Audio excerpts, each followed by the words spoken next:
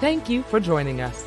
You are a part of an elite group who recognizes that Black women's health should be at the forefront of the national conversation. We are mothers, daughters, activists, entrepreneurs, entertainers, corporate warriors, and more, who help boost the economy and often drive the national conversation. For 38 years, the Black Women's Health Imperative has strived to amplify our voices, help enact policy that protects us, research our issues, create programs that enhance our lives, and produce events like this one to ensure we keep the conversation going about the issues that matter to us most. So, let's get started with our program.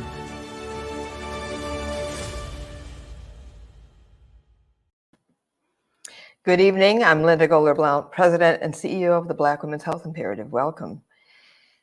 There are more and more reports of growing numbers of cases of COVID-19 among students making the headlines today, especially among college students. As schools reopen and students congregate in dorms or party in bars, we're seeing that social distancing isn't happening, but infections are. In two articles posted yesterday by Bloomberg and MSN News, Arizona State University reported 323 cases among returning students. During our three-part series, Back to School, COVID-19, Preparing Ourselves and Our Children, we've spoken with educators, students, and school board members to understand how they're preparing for the school year and what this means for parents and students. Tonight, in our final episode in this series, we end by speaking with two leaders from cities that have made national headlines during the COVID-19 pandemic. Two different approaches have been taken to prepare for a new way of educating our children. And these leaders will address how their strategy will ensure a safe learning environment for families in their states and what we can do to keep our children and families safe. And then we'll hear from a mother, a leader of a community-based organization and member of her state's COVID-19 response team on strategic approaches to address COVID-19 among Black and Brown people. So let's get right to it. This show is designed to be interactive, so please ask your questions throughout the broadcast. Use the chat box, the ask a question function, and we'll get to as many as we can. So I want to welcome our first guest, Tisha Edwards, Executive Director of the Baltimore Mayor's Office of Children and Family Success. Good evening, Tisha. How are you? Hi, I'm great. Thank you for having me. Well, thank you for being on. A little bit going on in Baltimore. Yeah, just a little. So this weekend, your Governor Hogan, announced that the state of Maryland is ready to enter stage 3 reopening. And for those of you who don't know, this means that all businesses may open, they can increase capacity, you can have shopping inside, you can have dining inside, go to movie theaters inside. So according to the Baltimore Sun, however, this was a bit of a surprise to local city leaders. Can you talk about how you were prepared for this and how does this impact the plan that you have in place for children returning to school? So it was a bit surprising to the mayor in terms of the timing for the governor's announcement for phase 3 reopening of the state. The good news, though, is that in Maryland, the governor has always deferred to local jurisdictions to make the final decision. And so, as you said, our mayor does not believe that Baltimore is ready for phase 3. We are going to move into phase 2 because we have started to see a decrease. July was very hard for Baltimore. We were considered a hot spot. Worked very hard in the community to drive those cases down. So the mayor is going to allow the city to move into phase 2. But he is also a mayor that is always willing to take a step back if needed. So we are going to try to maintain the level of decrease in cases, and Baltimore City will be in phase 2, while other places in the state will be in phase 3. So what is the testing process in the city of Baltimore? You've got cases have dropped. Yes. That's probably not by accident. So what have you all been able to do? So we have done some great things. We're very proud of our community-based testing model here. So our health commissioner has worked with all of the hospitals. One of the things that's great about Baltimore is that we have a lot of great hospitals. We have Johns Hopkins University here, University of Maryland Medical Center, and others. So our health commissioner partnered very early on with the hospital community, the other medical community, and we have a lot of public testing. We have testing at the parks. We have drive-up testing, and so we've tried to make testing very accessible. The other thing that we've done is that we've hired 250 contact tracers here in Baltimore, and we did that through a partnership with philanthropy. And so we have a lot of folks involved in contact tracing, and that has positioned us to be able to control the spread of the virus and to take some appropriate interventions. So I happen to live in a city in a state where the governor sued the mayor. And part of the conversation around the response to COVID-19 was you can't train contact tracers. It's too hard. It's too expensive. But yet people seem to be doing it. Was it that hard? Was it that expensive? Absolutely not. And we're actually very proud of our contact tracing strategy. One of the things that happened is our local community college actually offered a free online course to anyone who wanted to be trained to be a contact tracer. We had a very open process. We looked for diversity. We looked for individuals who had connections in the community.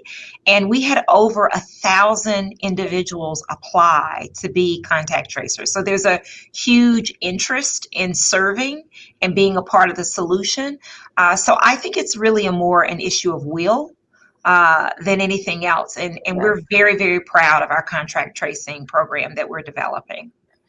And just so folks know, you've got an online course. In person, it literally takes 15 minutes. It doesn't take that long. I think online they made them do at least 2 days, but it's really an issue of will. Yeah. And like I said, we had a huge outcry of people who wanted to join our contract tracing workforce. So we're very excited about that. So the stage 3 recovery plan, how is it going to be implemented in sort of primary school, K through 12 versus how it's going to be implemented at the college level? Yeah. So in Baltimore, our CEO of the school system back in July decided that we were not ready to open for in-person learning. So we notified our parents early in the summer that we would be virtual at least through October, and it is very likely through the end of the first semester. Again, we have a school system who is very conservative about this and is taking every precaution possible. And even though the governor came out and said he would like to see schools open, we are not there yet. We don't feel comfortable with that yet. And so we are preparing for 100% virtual, at least in the near term. Yeah. And I'm sure you are thinking about flu season coming up and what that might mean for any thoughts about going back into the classroom for students and teachers. I think we're preparing for the worst case scenario, right? And the worst case scenario is that for the majority of the school year, we will be either 100% virtual or some type of hybrid. Yeah. I don't think that we anticipate this year being able to bring 80,000 children. We have 80,000 children and 183 buildings. And most of our buildings have very, very poor ventilation. And so we don't have really the infrastructure to support children being in school again at this moment. We understand the importance of it, right? We want kids to be back in school, but safety first. So we are initiating learning hubs. We announced that yesterday, where we're partnering with our rec centers, where we're going to have our young people who we think are going to struggle the most with virtual learning, and we're going to offer some in-person courses for those very specific populations. So for our kids who we think need it the most, we are coming up with some alternatives every single day. Okay, that's wonderful to hear. And are you doing anything around technology for those who are at home? Yes, we've already disseminated 25,000 laptops. Our school district is sponsoring Wi-Fi service for families. Our city, not only did the school district provide funding, but our city, our mayor gave the school system $3 million to support the initiative. So access is very important to us. We're completely committed to making sure that every family who needs and wants technology, and that is not a barrier to being able to engage. So we're all in, and we are very prepared to put the resources behind it. Okay. So in the news a few months ago, there was a lot of talk about rent abatement, mortgage abatement. People were not going to be evicted. They were not going to have their utilities turned off for lack of payment. Now we're seeing some very different things. Yeah. And we're actually seeing people evicted. Mm-hmm. Can you sort of talk about what kinds of resources exist in Baltimore? I don't know if this is happening in Baltimore yet. I hope not. But if it is, what kinds of resources are available, and particularly for families with school-age children? So I'm so glad that you asked that question. When people ask me what is the thing that keeps me up at night, there are two things. That is the health and safety of our community, particularly African American communities, and the other is housing instability. We expect that the economic recovery in our city is going to be very long and drawn out. We are a high concentration poverty city from day one. And so our families have really been hit hard. So yesterday, our mayor announced a $30 million initiative to support eviction prevention. And so we're gearing up for this. We have had already 600 families reach out to us to ask for help. So we know that this is a very critical issue, and we can't afford to have kids and families on the street right now. We can't afford to have kids and families in cars. We can't even afford to have kids and families doubling up with other families, right? Everyone really needs housing stability right now. That's a part of the public health response. So we're very committed to providing eviction prevention services. The mayor is looking for more money, but this will be one of the biggest investments that we will make as a part of our emergency response to COVID. Yeah. And so related to that is this notion of youth trauma. I mean, there's some level of trauma that most of us are experiencing, and it is affecting people disproportionately. And I would imagine young people, and I'm sure don't even know the extent of it yet. Your office has been instrumental in providing resources to help young people cope with the emotional and mental health issues related to the pandemic. Can you talk a little bit about what it is you're doing? So I am so grateful for the community, right? What we know for sure is that government cannot do this alone. And so we have really had to tap into our community-based resources and really elevate the great work that they were already doing to create what we call an ecosystem of care for our children. You're exactly right. Children are experiencing great loss. They miss their friends. They miss the sense of normalcy that they've experienced through school and summer. They are watching the news every day where people are talking about illness and death. And their parents are stressed, right? And so children feel it and they see it.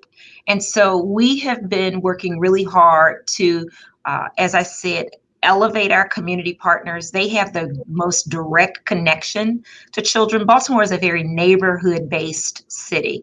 And so it's important that people have resources that are trusted and that are accessible to them at the community and neighborhood level. So we've partnered in our food program with 300 community partners, served 5 million meals since March. We've tried to work on very positive messaging. My office launched the Go the Distance Baltimore social media campaign that was youth driven, so that youth could see themselves talking positively and uplifting their spirits. So it's an ongoing challenge. And I think that we all need to be clear that this is going to affect it. COVID affects our health. COVID affects our mental health, and COVID is also affecting our financial health. Every aspect of our life is being negatively impacted by COVID. And there's nothing that is not being touched. That's right. Well, Tisha Edwards, thank you. Stand by. We're going to bring you back for our roundtable. My Thank pleasure. you for sharing your work. Thank you. Next, let's hear from lead principal of Solano Elementary and ASU faculty member Lisa Norwood, who's going to share with us how Arizona has seen the numbers of COVID-19 infections grow among college students. And Lisa, you've got a challenge on your hands as well. Yes. You've seen in the news where amongst our college students, it doesn't seem to be a concern with them. So, yeah, 323 new cases among those who returned to school so far. Mm-hmm. What is the leadership and the faculty at ASU doing to help mitigate the risk and spread to students and faculty? So fortunately for me, I am teaching or co-teaching an online class. So I don't have to go onto campus. But one of the measures that they have put in place for us is daily health checks. So we get emails every day to remind us to check in. And it's the basic questions. Are you doing work for ASU today? Are you coming on campus today? And based on how you answer those questions determines what your next steps are. So for me, I don't have to worry about going onto campus because my class is completely online. But there are measures in place for those faculty members that are having to go into campuses. And ASU is huge. It's not, there's multiple campuses. So depending on where you are, it might look different because it is spread out throughout the Phoenix area. Yeah. So you're also a principal at an elementary school. So a completely different dynamic in some ways. And your school provides education for a population that is mostly Black and brown. Is that correct? That is correct. And I would imagine their parents, some parents are working, but a lot of those parents are probably considered essential workers. So they have to be out in public facing jobs, which of course puts them at risk.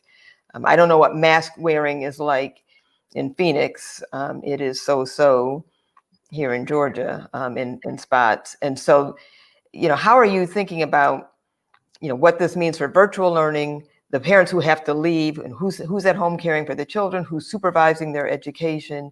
Most of these parents probably never dreamed of homeschooling. That was probably not in the plan. So what kinds of strategies have you employed to help these families? Great question. So we've been planning for this since June, like in detail, coming up with different scenarios as a district, knowing that most of our families are essential workers. And so what's the safest way to educate our kids, but also still providing a quality education? So we are completely virtual at this moment. And so we have different scenarios within that virtual learning. So one is live sessions with teachers. So students are logging in and they're on a live session like we are right now. But then there's also recorded sessions. So for those parents who work and are not able for their children to log in live, there's a recorded lesson for the child to be able to watch at a more convenient time for the family. And the children are able to watch those lessons multiple times. And then there's an assignment attached to that, and they can turn that assignment in. And then the other way for parents who don't have access to internet or don't want their children on the internet at all, those students are working just on learning packets that we prepared that have the same information that they would receive if they were in a virtual setting. So we've tried to connect with families as much as possible. We've provided internet connectivity for families. All of our students have devices. So yeah, we've just tried to make sure that we could support them in whatever way we could. The other way we've supported families is we have community partnerships. So right next door to my school is the YMCA, and they have open where they've been providing daycare for essential workers the entire time. And so they are providing that learning space, and they know that the children are having to be online at a certain time. And so they are there providing that support. The last way that we are providing support for those essential workers and their children, the governor said that we had to provide learning space on our campuses.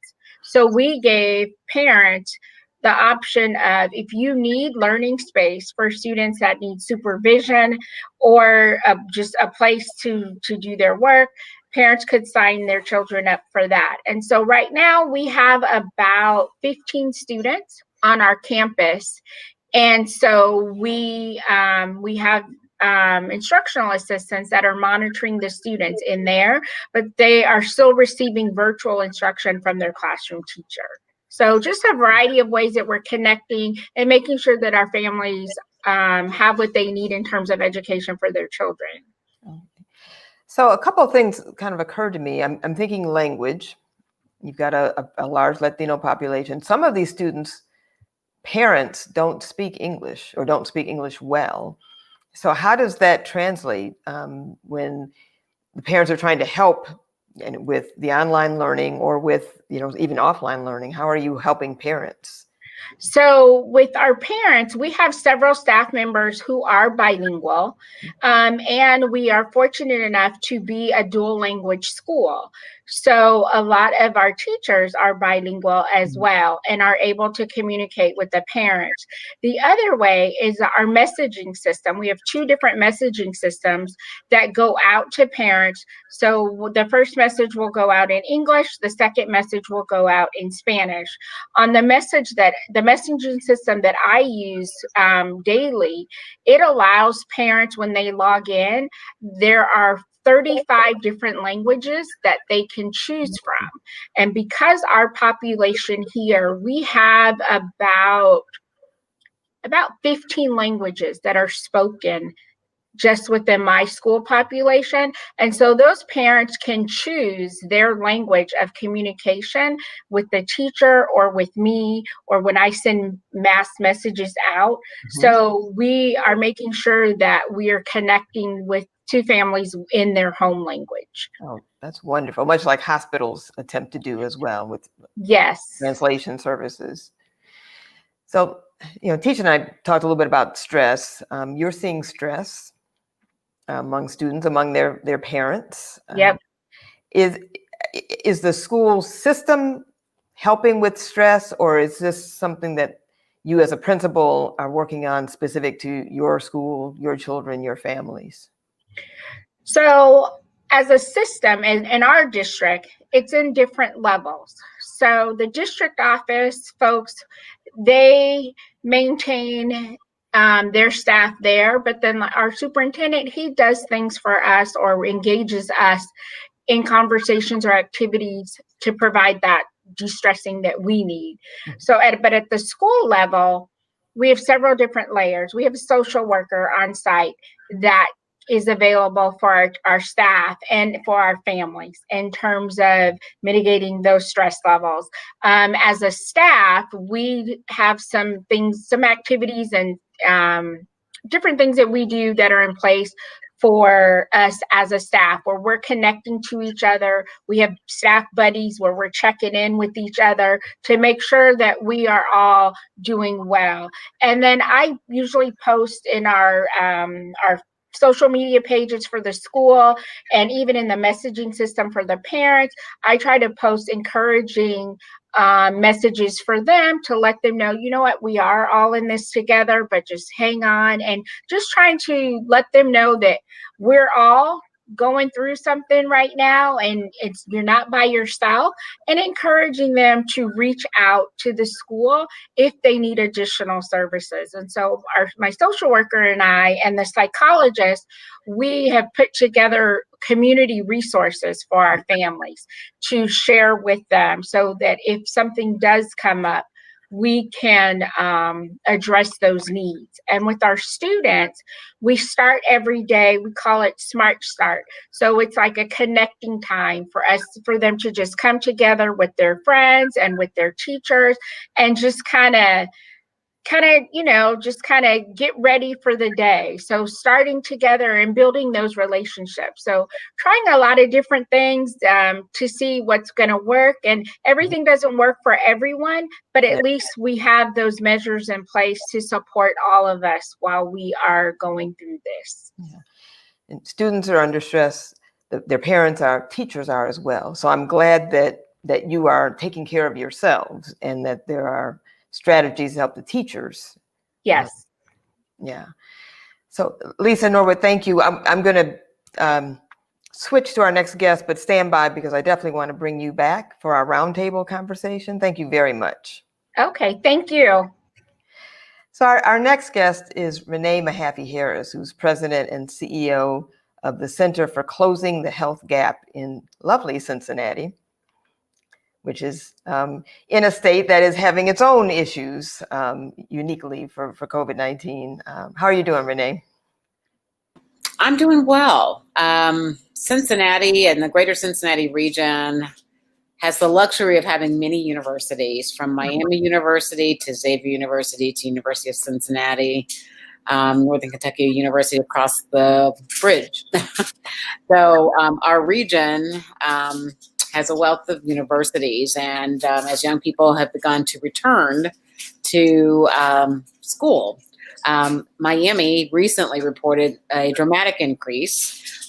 Their students are just coming back to school.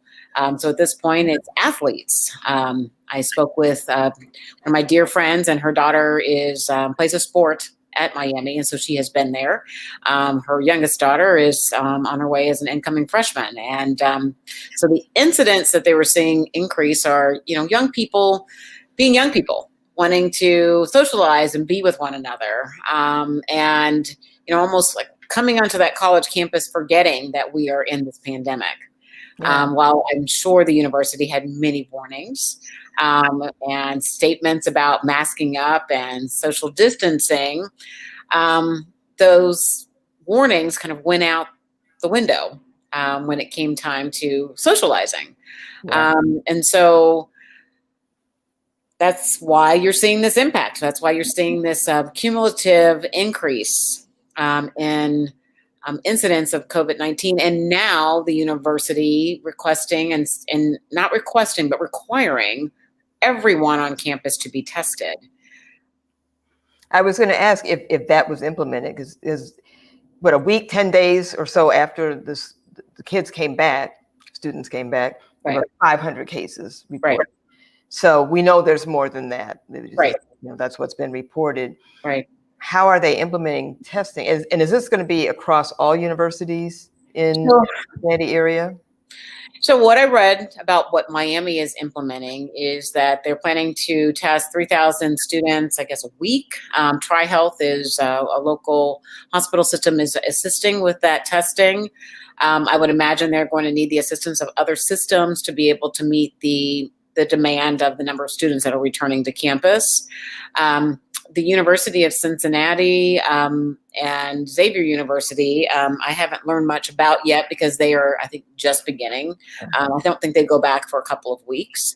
When I look at the Midwest and I look at Ohio, I see that students across the country are being students. And I think that no one anticipated what it would look like to monitor and enforce testing and social distancing with young people. However, when you look at the data across the country, and I'm looking specifically at the data in Cincinnati and Greater Cincinnati, the rate of increased incidents have been in the age range of 20 to 30 years old. So we were already seeing that young people, as young people often think that in health, I'm not going to be susceptible. I'm young. Invincible. And I think some of the early statements about COVID-19 gave that false sense of security, and that it's not going to impact young people the same. And, I don't know if this has happened at Miami University or other schools in your area, but there are many reports of students just having COVID-19 parties. Like, we're going to get it. We might as well just get it and get it over with. I think most physicians and nurses would say that's not a good idea. Right.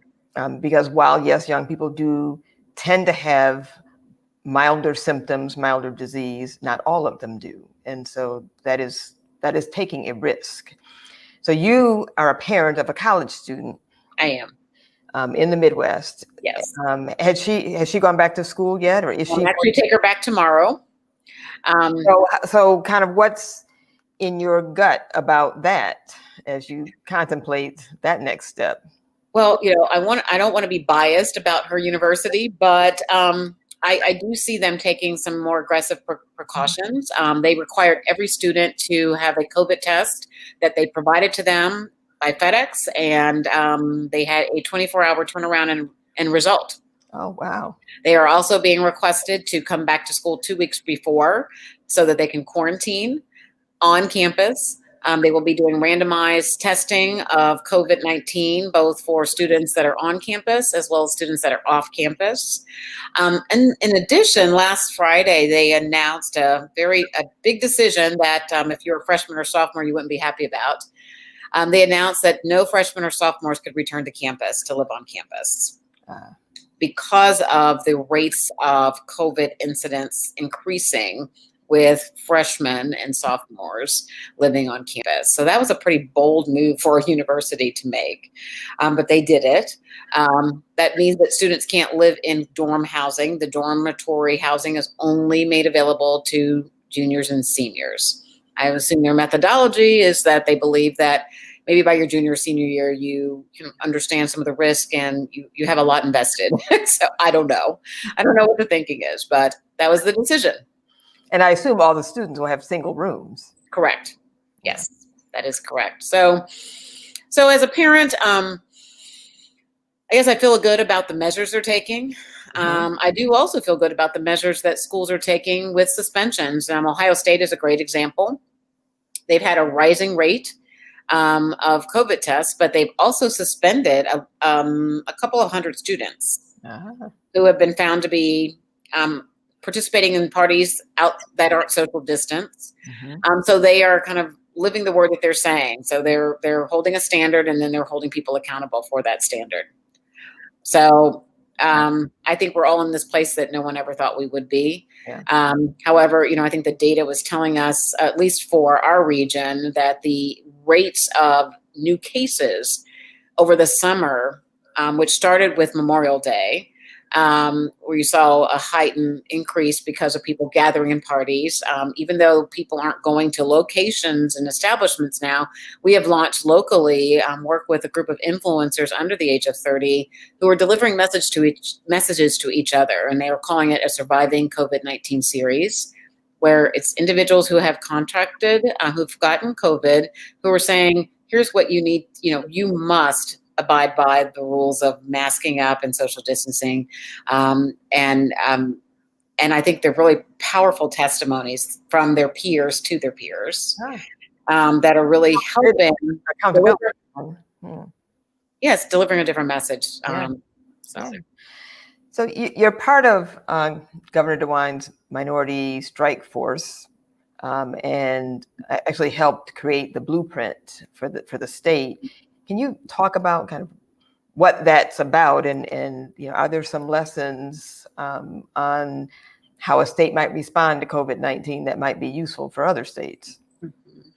So, again, I think Governor DeWine was a great leader in our country in his actions he took by closing down the universities early. He was one of the first states to close down universities.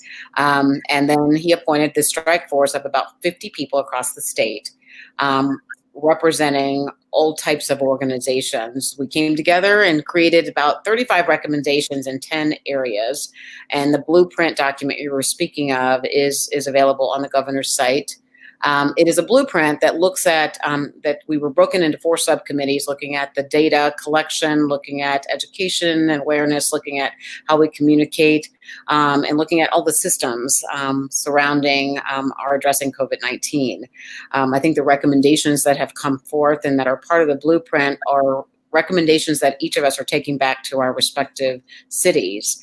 And we locally, with our health commissioner in the city of Cincinnati, Commissioner Melba Moore, we're beginning strategies around the data collection in particular, because that was something that we all experienced, not just in Ohio and not just in Cincinnati, but across the country, that we weren't collecting data by race and ethnicity, so that we had challenges with really understanding the impact of COVID-19 in the beginning. Yeah. Well, stand by. I would love to bring back Tisha Edwards and Lisa Norwood to have a bit of a round table, because there are a variety of approaches and strategies for students, for their parents, for teachers, and for school systems. So if we could bring them back, I wanted to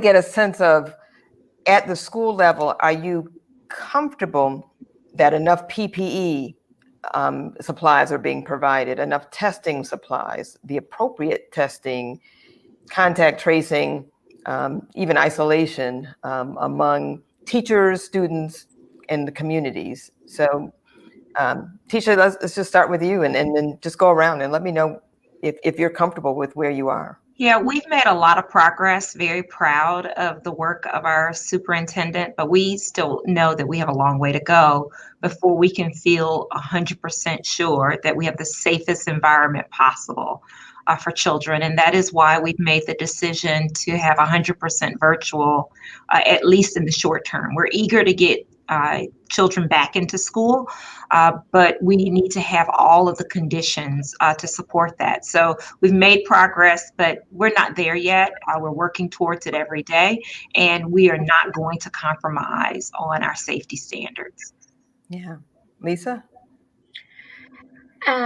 So again, like Tisha, we've made lots of progress. Like I said earlier, we've been planning since June for different types of scenarios when people arrive on campus, and already having students on campus. We've made sure that there are some safety measures in place as we interact with those students, keeping families of students together. Again, it's a small number of students, but making sure that sanitizing stations are already installed. There's signage for parents that come in the front door. There's masks available for everyone. Our health office is stocked with all of those PPE things that we need to make sure that we're safe as a staff, and preparing for more. So we start our reopening task force starts this next week, because we're slated to reopen fully October 12th. So we are now moving into the second phase. We're 5 weeks into the school year already. So we are going into phase 2 of reopening and bringing everyone back on campus. And so our conversations next week will be very targeted in terms of what else is needed across the campus to ensure the safety of everyone that will be returning. And we know for our exceptional students population, their safety measures have to be even more so heightened because of their specific needs. And so we're already trying to meet some of those needs now, but we know even with that population of students, we're going to have to take some extra measures to ensure their safety. So we've got some systems in place, and we're working, and those conversations will get more intense in the next several weeks, as we are about 5 weeks out from bringing everyone back on campus. Yeah. And Renee? So our school system, our public school system, Cincinnati Public Schools just reopened this week, but they are all virtual. While the teachers do come into the school to provide instruction virtually. One of the challenges that we are a community-based organization, the Center for Closing the Health Gap. I was contacted by a community council in which there are 2 elementary schools in the neighborhood. And she asked me what we could do to help train the parents on how to utilize the equipment, the software, the computers that they've been given. So it's not a matter of the kids not having access to the tools as well as having internet access. But now the bigger challenge that they're experiencing is that parents are saying, hey, can you help us figure out how to utilize these systems, these electronic devices, so that we are able to support and help our students? And so we also, on a PPP side, we have launched a Black Women Strong initiative with 16 Black-led women's organizations, from sororities to social and other civic organizations, and they have made masks that we are providing to. Obviously we can't provide to all schools, but we've just selected one organization that serves about 8 elementary and high schools, and we are providing those handmade masks to those schools as a way for those principals and resource coordinators to not have to be concerned about that aspect of returning to school, because CPS is planning to return to school in the middle of September, but they started off virtual. But this issue, and Tisha, I heard you talk about training and education for families. I'm wondering if we could learn some things and apply that to our superintendent, who's put together an incredible plan. However, I think that's one thing that was not anticipated, was parents needing support. Yeah, tech support. Yeah, we've seen that. I actually have a young lady that I mentor who called me yesterday. She has a son going into kindergarten, and she called me during this parent orientation. And literally I said to her, breathe. It's going to be okay. This is new and different, but you can do this, right? And so our official starting of school isn't until September 8th, but this week we've had online classes for parents, meeting the teachers, teaching them how to mute and unmute, and making sure they understood the schedule. So we have tried to understand that the number one resource that children are going to need going into virtual learning is parents have to be okay, and parents have to be excited about this. And if parents are frustrated and parents are stressed out, the students are going to feel that too. And so that has to be our first line of attack to have a successful virtual learning experience. So our school system has done a really great job of meeting parents where they are, going through an onboarding with them, and making sure that they feel comfortable engaging in this way. Yeah. I've got just a couple questions left in our time. One is for you, Tisha, and the other is for the 3 of you. But as I think about our society, and liability and risk, you're an attorney. What are school systems thinking about in terms of liability? Children or teachers, faculty members get ill. I mean, are these conversations that folks are having right now? So absolutely. I don't think it's framed in those terms. You know, it's not to avoid liability, but it's understanding that this virus is real. Yeah. And there are so many unknowns, right? And I think that there's just grave apprehension around, you know, have you thought about everything, and do you know everything that you need to know, because there are so many unknowns, right? You know, 2 months ago we were saying kids didn't carry the virus. Now we're saying, you know, young people are just as susceptible as older adults. So I don't think that it's thought about from the perspective of avoiding liability, but what you are thinking to yourself is, do I want to be the person who called kids back to school and something tragic happens that I couldn't have anticipated? And did I take every single precaution available to us. And so we have a superintendent, her children attends our school system. So she has to think about it as a mother, what would I want for my child? Because the decision I'm making is not for someone else's children. I'm also making them for my own. And so I think that that has helped to create this strong sense of responsibility, because it's not someone else's children, it's her children. And I think that our superintendent has shown extraordinary compassion and engagement. And she surveyed parents, and our parents said to us they weren't ready. And so we take that feedback and we are acting accordingly. So Lisa, you were nodding your head. Is that also true in Phoenix? Is it not a liability issue, or from that perspective? It's definitely something that we have had to consider, not just from the student standpoint, but also from employee standpoint, because we have teachers that are not comfortable and ready to come on campus, but also want to be employed.